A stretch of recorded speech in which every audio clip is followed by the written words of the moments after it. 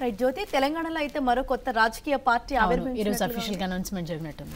Details ఒకసారి చూద్దాం. TJAC chairman professor Kodandaram నేతృత్వంలో తెలంగాణ జనసమితి ఏర్పాటైంది. టీజేఏసీ పార్టీకి కేంద్ర ఎన్నికల కమిషన్ కూడా గుర్తింపు ఇవ్వడంతో సోమవారం అధికారికంగా ప్రకటించారు. ప్రజల ఆకాంక్షలకు వ్యతిరేకంగా సాగుతున్న టీఆర్ఎస్ ప్రభుత్వాన్ని కూలదోవడమే ధ్యేయంగా తమ పార్టీ పనిచేస్తుందని టీజేఎస్ అధ్యక్షుడు కోదండరాం ప్రకటించారు. తెలంగాణ ఉద్యమంలో టీఆర్ఎస్కు అనుకూలంగా ప్రజాభిప్రాయాన్ని మలచడంలో కీలక పాత్ర పోషించిన టీజేఏసీ చైర్మన్ కోదండరాం నేతృత్వంలో తెలంగాణ జనసమితి ఏర్పాటైంది. సోమవారం హైదరాబాద్లో జరిగిన సమావేశంలో టీజేఎస్ను అధికారికంగా ప్రకటించారు. మా పార్టీ పేరు తెలంగాణ జనసమితిగా ఖరారు చేసుకున్నాం.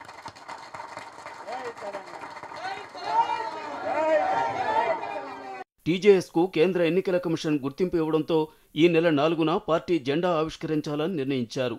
జెండా రూపకల్పనకు కళాకారుల సహకారం తీసుకున్నారు. పార్టీ విధానాలు, లక్ష్యాలను ప్రజల్లోకి తీసుకెళ్లేందుకు ఏప్రిల్ 5 నుంచి రాష్ట్ర వ్యాప్తంగా సమావేశాలు, సదస్సులు, సాంస్కృతిక కార్యక్రమాలు నిర్వహించేందుకు ఏర్పాట్లు చేస్తున్నారు. ఏప్రిల్ 29న హైదరాబాద్లో తెలంగాణ జనసమితి ఆవిర్భావ సభ నిర్వహిస్తారు. సభ ఏర్పాట్లు చూసేందుకు 12 కమిటీలు వేశారు. టీజేఎస్ ఆవిర్భావ సభకు భారీగా జనసమీకరణ చేయాలని నిర్ణయించారు. 4 ఏళ్ల టీఆర్ఎస్ ప్రభుత్వ తీరుతెన్నులను పరిశీలించిన తరువాతే ప్రజల ఆకాంక్షల మేరకు తెలంగాణ జనసమితి ఏర్పాటు చేసినట్లు అభిమానులు, నాయకుల మధ్య కోదండరాం ప్రకటించారు. తీరు తెన్ను, దశ దిశ లేకుండా సాగుతున్న పాలనతో విసుగెత్తిపోయిన ప్రజలు మార్పును కోరుకుంటున్నారన్న అభిప్రాయంతో టీజేఎస్ నాయకులు ఉన్నారు.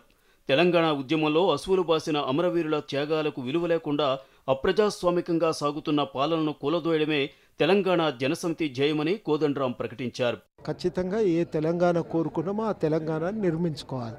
అందరికీ బతుకుంటుంది, బతుకుదెరువు ఉంటుంది. తెలంగాణలో అందరికీ ఉద్యోగాలు దొరుకుతాయని చెప్పి అనుకున్నాం. ఉద్యోగాలంటే ప్రభుత్వ ఉద్యోగాలే కాదు, బతుకుదెరువు ఉండాలి. ప్రభుత్వ ఉద్యోగాలు, ఇతర ఉద్యోగాలు కూడా దొరకాలి. అవి దొరకనప్పుడు సాధించుకోవాలి. అది సాధించుకునే ఆలోచనతో మేము ప్రయత్నం చేస్తున్నాం.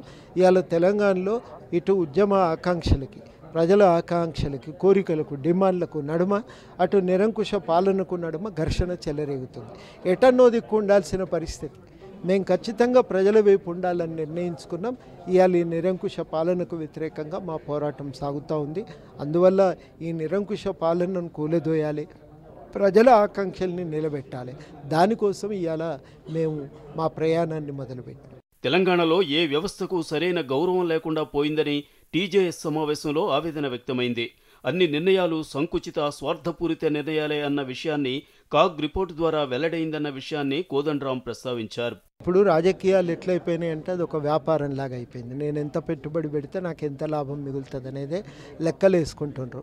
ఏడ కాంట్రాక్టు దొరుకుతుంది, ఇట్లాంటి ఆలోచనలతోనే నడుస్తున్నారు. కానీ మనం ఎంత మేరకు ప్రజల సమస్యలను పరిష్కారం చేయగలుగుతున్నామనే విషయం పైన, ఎంత మేరకు ప్రజల సౌకర్యాలు కల్పించగలుగుతున్నామనే విషయం పైన దృష్టి పెడతలేరు.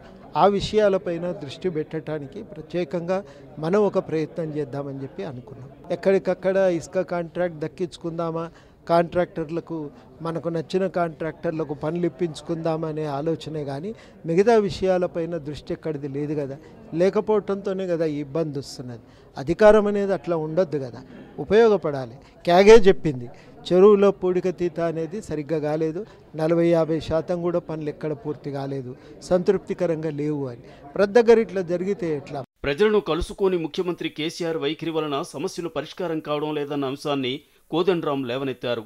మంత్రులు లేకుండా అన్ని శాఖల సమీక్షలు కేసీఆర్ నిర్వహిస్తున్న వైనాన్ని తప్పుపట్టారు.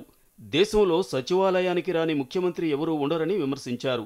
తెలంగాణ జనసమితిలో చేరడానికి చాలా మంది ఆసక్తి చూపుతున్నారన్న కోదండరాం వచ్చే ఎన్నికల్లో స్వతంత్రంగానే అన్ని సీట్లకు పోటీ చేయాలనుకుంటున్నామని చెప్పారు. మేము ఒక స్వతంత్ర శక్తిగా నిలబడాలనే ప్రయత్నమే చేస్తాం కదా. మా ప్రయాణం మాది, మా పోటీ ఎన్నికల్లో మా వ్యూహం మాకుంటుంది కదా. ఆ పద్ధతుల్లోనే నిర్ణయాలు తీసుకుంటాం. ఇంకా దానికి కమిటీలు ఏర్పడితే ఆ కమిటీ దానికి సంబంధించిన నిర్ణయాలన్నీ చేస్తుంది.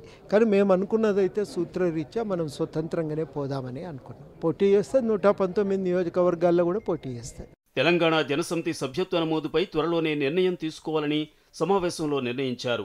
2019 ఎన్నికల నాటికి టీజేఎస్ను బలమైన రాజకీయ పార్టీగా తీర్చిదిద్దే లక్ష్యంతో నాయకులు ముందుకు సాగుతున్నారు.